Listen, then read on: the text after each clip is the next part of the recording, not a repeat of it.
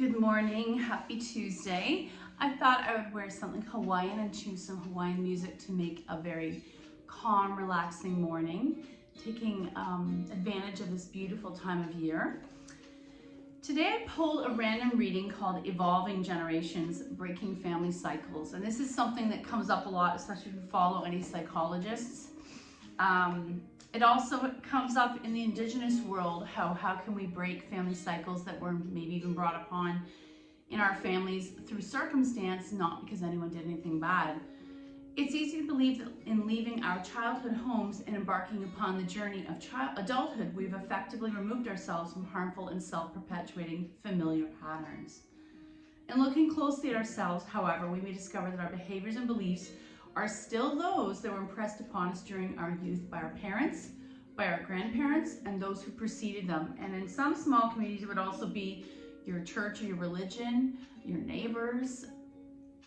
We may find ourselves unconsciously perpetuating cycles of the previous generations, such as fear of not having enough, difficulty showing affection, and secrecy patterns. The transmission of negative patterns from one generation to the next is not inevitable. It is possible to become the end point of which negative family cycles have thrived for generations, are exhausted, and can exert their influence no longer. Breaking the pattern is a matter of overcoming those values imprinted upon us a long time ago in order to replace them with love, tolerance, and conscious awareness. And I think that final word, awareness, is really the key here. If you're able to sit back, especially if you attend a family event and you can come afterwards and sit back and see what is it that doesn't serve you. And I've noticed that more and more I choose not to engage in things that previously I would have felt I must jump into this discussion or the way the discussion's going on. Maybe you choose not to add to the argument of the debate. Maybe you just smile and nod and wait. And what I use a lot is something we learn to work with behavioral with children is distract and redirect. So I use this for my mother with Alzheimer's, mother-in-law. I use it for naughty behavior. I use it when a discussion is getting too heated, if it's political or religious. And so my favorite question to distract and redirect is, oh, and what's the next holiday you're taking? Or what show are you watching on Netflix? And what's cool is that Netflix and the idea that we're all, even though there's so many television choices, we all can choose to take from the same buffet. There's an infinite amount of discussion topics that we all kind of agree on. For some reason, people don't disagree about Netflix shows. It's a way to unify. This is especially important to remember on occasions when we feel directionless or unsure of what to do. It is often at times like this that we take a job or move to a place without really knowing if it's the right thing to do. What? How did I just lose my page? I see why. Sorry. Those values were imprinted upon us in order to replace them with pure love, tolerance, and conscious awareness. Even if you struggle with the cumulative effects of family cycles that were an expression of established modes of living and a reflection of the strife of your ancestors you were forced to endure, you can still liberate yourself from being under their influence. So I do struggle when I have some extended family members who justify certain other family members' behavior based on, well, it's 3 generations of this. Well, we live in a world, and specifically a country, where we can choose to break those things and be something better than what we came from. You will, the will to divest yourself of old dark forms of familiar energy and carry forth a new loving energy might come by way of an epiphany. You could one day simply realize that certain aspects of your early life have negatively affected your health, happiness, and ability to evolve as an individual. Or you might find that in order to transcend long-standing patterns of limiting beliefs, irrational behavior, and emotional stiltedness, you have to question your values and earnestly examine how your family has impacted your personality, or your way of life, or how you choose partners. Only when you understand how generational cycles have influenced you, you can gain freedom from them. In order to truly change, you must give yourself permission to do so. Breaking family patterns is in no way an act of defiance or betrayal. Know better, do better. It's important that you trust yourself implicitly when determining the behaviors and beliefs that will help you overwrite the generational-based cyclical value system that has limited your individual potential. So you can acknowledge it, you can acknowledge where it came from, and then you can say, what doesn't serve you or really the world of those beliefs your family put upon you or the way they handle things. In disrupting these patterns, you discover that your ability to express your feelings and needs grows exponentially, and you can embark upon a journey towards greater well-being that will positively impact generations to come. And this is especially important if you have young people in your life, whether they're neighbors, nieces, nephews, children, grandchildren.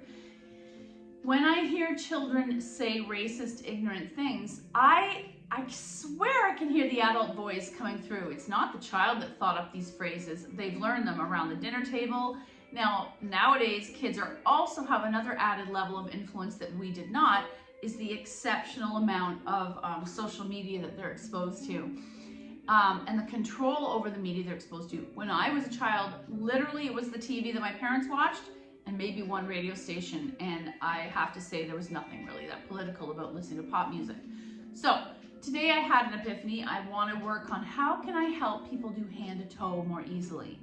I'm fortunate that I have flexible hips and very stretchy hamstrings so that those positions come easily to me, but I know some people struggle with them. So we're going to look at hand to toe on the floor, so recline hand to toe on our side, which we often will do for a thigh stretch, and then we'll do hand to toe standing, which ultimately becomes a balance pose. So let's come to the mat and gently lower your back down. Oh, and even in that process of lowering, I was able to crack my back. So today I pulled this dress out, which is not the most flattering. I rarely wear it, but I remember the story behind it, knees to chest. We were in Hawaii, I think I was in Kauai, and I got red dirt all over this white dress I was wearing, and I had nothing else to wear. Everything was back at our Airbnb. So I went in a shop and I bought this dress, and it will always remind me of my trip and how much I love Kauai. I've been there a couple times. My goal would eventually be to live there if that were available to a Canadian. And so I want you to think about how we carry a diary or a timeline, whether it's through our jewelry. This is beyond our memories, our clothing, our books, the artifacts in your home. Maybe I even have some quilts that remind me of trips of when I went to Hawaii and where I got them from. Let's take our knees to the floor on the left, double leg spinal twist, right arm opens to a T. So even if you do not consciously keep a diary, our objects, our thoughts, our music, our food tastes, or maybe even our friends, all go back to this sequence of events and usually good memories. We have a tendency as humans that if it's a bad memory, I doubt we'd be keeping the item and keep using it. Back to center, little boat. Knees to the right, left arm opens to a T. One thing as an adult, you come to these aha moments where you're like, I can eat cake for breakfast if I want. I'm an adult. I can use cream with my coffee, even though my family never did. I can throw things out if they're not flattering, even though they're perfectly good, because I'm an adult. Back to center. Let's do egg beaters. We want to work on the hips. Right leg in, left foot in the air, flex. And just press your lower back into the floor for a moment. Both feet are flexed. This is helping to engage the whole back line of this left leg. And I'm going to come halfway, press out through the heel. Maybe a little lower, flex, draw right thigh in. Hovering 1 inch above the mat, but still flexed. And finally, press the back of that left leg down, Achilles presses down, right leg in. Single leg wind relieving pose. Left hand takes right knee over, single leg spinal twist. And if I want to go a little deeper, I can stretch that leg out. Back to center, little boat. Let's take left leg in, flex that foot, right foot in the air, flex. There I'm waking up from heel all the way into my glute, all the way into the sits bone. You're going to lower 3/4, press through the heel. Maybe a little lower, flex, press through the heel so you feel the quad and the hamstring awake. A little lower, so I'm 1 inch above the mat. And finally, you're pressing the back of that right Achilles down into the mat, drawing left thigh in. Right hand takes left knee over, single leg spinal twist. And I was just thinking that what's interesting about yoga is there are certain positions in our body that don't come easily, and yet we are able to find the joy in striving for the stretch or the sensation that will happen in that pose. Quite often in life, if we know we're not good at something or it's not going to feel good, we avoid it. Option to straighten that leg out. Back to center. Egg beaters. Let's take the feet in the air. Your hands are behind the thighs. Touch the hamstring, and I like to press into any tension there. So you're starting to soften them up. And then we can point and flex. Point and flex. Roll up the ankles, fan the toes. Legs wide. Whoa! Super tight. And I'm either going to hold my knees or the outside of my knees, or some of you are going to grab your toes. Today I'm going to hold my inner knees and be kind. Option to do this against a wall as well. It's a really beautiful way to stretch the hips, inner thighs, and legs. Option to take your arms to a T. And even though there's stretching happening, are you able to really let go here? Look for that sensation of surrender, and in this case, my body's fighting me. I'm trying to fully relax, and my body does not want to.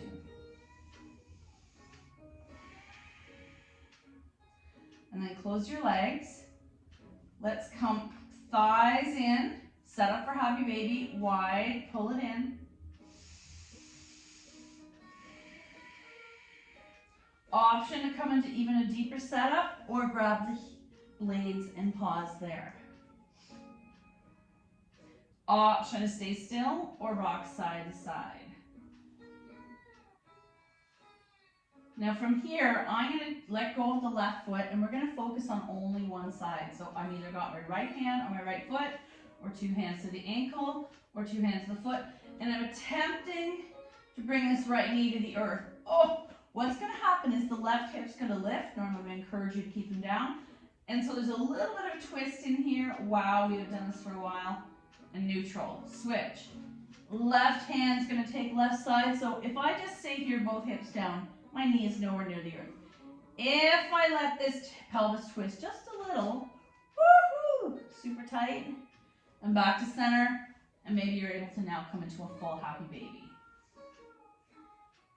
Soles of the feet together, pause. This particular Hawaiian song reminds me of being Kaloa, which is on the upper west coast of Kauai, and it's this old western town. It's very tiny. I have some books from there, which is considered the farthest remote bookshop in the Western Hemisphere. So it's kind of cute. But they have all the wooden cutouts on the stores, feet to the mat, reclined cobbler, that are left from the old West days. So it's kind of funny. It's dusty, it's tiny. You expect to see a horse tied up in front of a store or a restaurant. Very tiny. And it's so nice to go into these communities around the world that are still have one foot in their origins and one foot in tourism. Maybe you've visited a town in another country that reminds you of the old days, but it's still married with current thing. Close the legs. And one more time, let's take those feet in the air. Lower back pressing the floor. And if I deeply bring the toes towards my face, feet are flexed, I feel a nice stretch of the hamstring, and then point. Point and flex. So remember, we want to keep the front of the foot in the back equally pliable to help us. Not only with our yoga practice today, but with our whole day. I'm going to roll up those ankles. Some of you might even be able to grab your toes. Just depends. Let's keep right leg in the air, left foot in either bending to the mat or sliding straight, and really massage this leg. Calf. So much about what shoes you wear affects this leg and this calf. I'm going to massage in the hamstring. We went and saw Where the Crawdads Sing, the movie version of the book on Sunday. It was so good. It's a little gentler than the book. I think I did prefer the book. It was a little more sad. I like that. And I'm continuing to palpate the back of this hamstring. Option to take your hands and release behind the thigh. The knee is softly bent, and I'm bringing the thigh to my belly. So now I'm only stretching half the hamstring from sits bone to behind the knee. For a lot of us, this is more attainable than a fully outstretched leg. So you have an option here to try to straighten the leg, flex the foot. Whoop. You have an option to try to bring it towards your face and then release. Switch. Left leg in the air, right leg extends. Give it a little massage. And maybe you're going to bend the knees slightly. Hands interlaced behind the thigh, and you're trying to bring that thigh to your belly so that we're stretching part of the hamstring. Option to try to straighten that leg and maybe grab the foot. Maybe you're using your strap. Someone stole my strap here. After that flood yesterday. Point and flex. Option to try to grab that toe and release. Knees to chest, little boat. We're going to quickly do shoelace. Right over left. Line up those knees. Try to grab opposite ankles. Flex.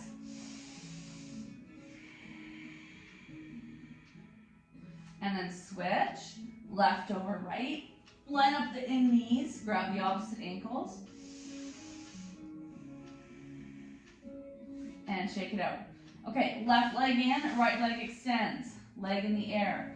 So, here's where I want to come to the inside of this right leg. I'm either grabbing the calf, the knee, the big toe, or some of you are using a strap.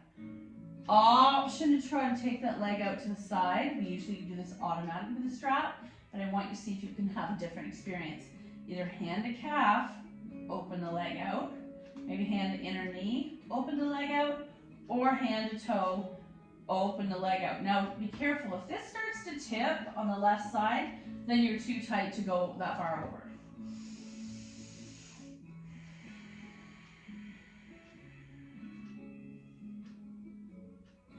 Go within your natural range of motion. There's no right or wrong.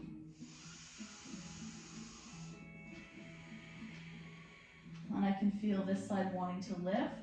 So I'm not going to force it down. I'm going to enjoy the ride on the right side, and I might come in and out of it a few times. And then back to center. Take your hand to the outside of the right calf, or grab the toe, and you're coming across the midline, either stopping to stretch the IT band, or, oh yeah, coming all the way over, turning it into a spinal twist. Undo, back to center, little boat. And now we want to do the other side. Right foot land, left foot in the air. Right leg slides straight so that you can access just the left leg. So remember, you're either coming inside the calf, knee, or grabbing the toe. I'm going to keep my right hand on my right hip to keep it grounded. That's really tight, so I'm going to come in and out of it a few times.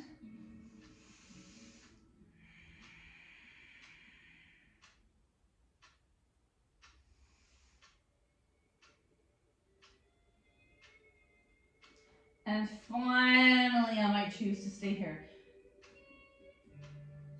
Right arm to a T, 2 more breaths. Inhale.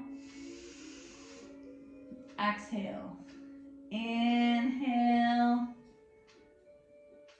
Exhale back to the sky, across the midline, or all the way over.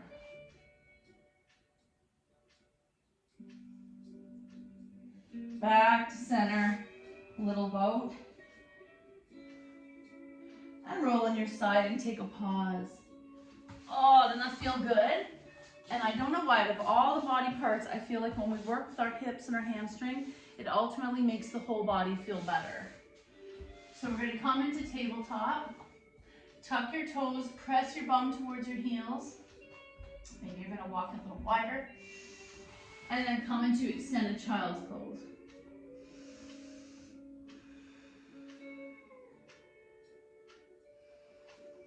And each time you exhale, you're pressing your chest a little closer towards the earth to help get rid of any kyphosis in the upper back.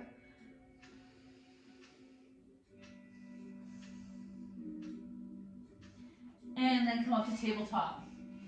So we're going to do cat-cow, our usual, to add mobility to the back for the rest of our class. So toes tuck, I like to press my bum away, bum in the air, look up, and slowly turn into cat. Inhale, looking up, cow. Exhale, turn it to cat.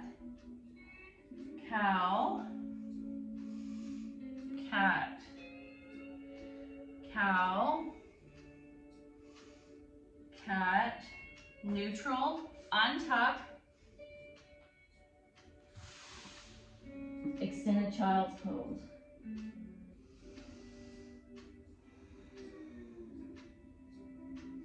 And back up. Awesome. Okay, we're gonna do a couple quick sun salutations just to get the blood flowing. Tuck your toes. I'm gonna walk into a forward fold. Actually, I'm gonna walk my hands back. Oh my, that's an intense hamstring stretch. You're letting the belly fall towards the thighs. Let your head go. Arms to the side, rise, reach up. Exhale, fold, swan dive. Half back, plant. I'm gonna lower all the way down, sleeping cobra.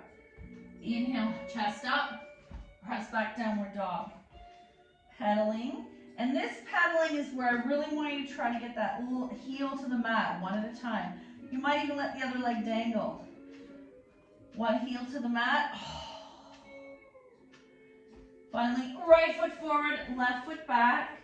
Rise. Hands release. Feet together. Fold.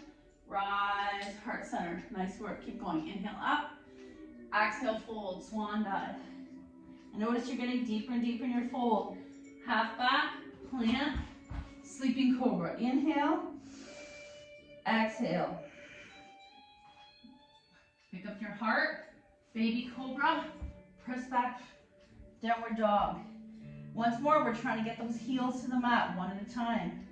I love the stretch in my calves. Left foot forward, right foot back. Rise. Hands release. Feet together. Fold. Rise. Heart center. Good job. Okay. Inhale up. Exhale, fold. Half back. Plant. Lower. Sleeping cobra. Inhale. Exhale, press back, downward dog. Once more, trying to get your heels to the mat. Maybe you're pedaling or you're doing one at a time. Right foot forward, left foot back. Rise. Hands release. Feet together, fold. Rise, heart center. Nice. Okay, one more. Inhale up. Exhale, fold. Half back, plant, lower, sleeping cobra. Heart up, baby cobra. Press back, downward dog. Option to pedal. Left foot forward, right foot back. Rise. Hands release. Feet together, fold. Rise, heart center. Beautiful. Okay, we did some work. We're gonna try to do hand to toe. First, we're gonna do hand to toe on our side. You're gonna come on your side. I'm gonna start with my right side, head supported. Normally we do this for the IT band and the quad. I want you to bend your knee instead. And maybe you're grabbing here, maybe you're grabbing here, maybe you're grabbing here. However you can bind or grab that toe. And you might stay here. You might experiment with going a little straighter. Or some of you are going to do full hand to toe. And hopefully I don't have a big rip in my pants. Nice. To come out, I'm going to bend again and get out. Let's switch sides.